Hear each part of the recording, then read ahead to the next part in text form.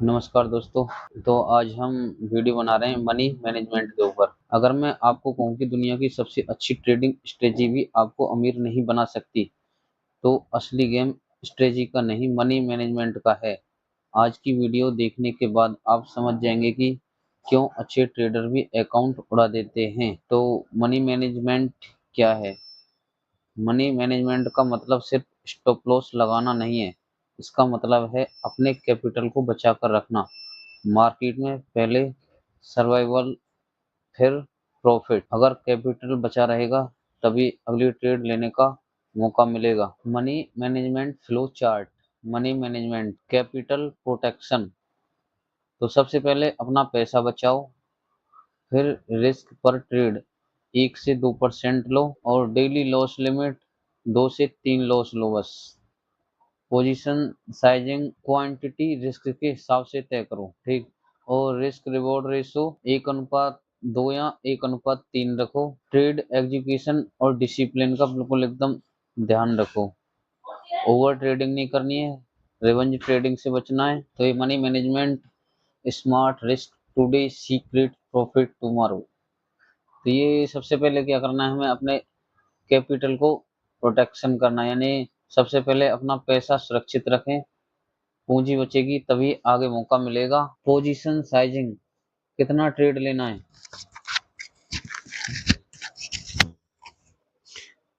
Position sizing कितना trade लेना है वह स्टॉप लॉस और रिस्क के हिसाब से तय करें। पोजीशन साइजिंग बराबर risk amount divide by stop loss. Risk पर ट्रेड, हर ट्रेड में सिर्फ एक एक या 2% का रिस्क लें। मान लो 50,000 का अकाउंट है तो 1% यानी कि 500 रुपये से ज्यादा का रिस्क नहीं लेना है। रिस्क रिवॉर्ड रेशो हमेशा कम से कम 1:2 या 1:3 रखें। मतलब अगर 500 का रिस्क है तो टारगेट 1000 या 1500 होना चाहिए। डेली लॉस लिमिट, एक दिन में लगातार 2-3 लॉस के बाद ट्रेडिंग बंद कर दें। इमोशन में आकर ओवर ट्रेडिंग न करें। डिसिप्लिन और पेशेंस, प्लान बनाकर ट्रेड करें और उसी पर टिके रहें। No over trading, no revenge trading.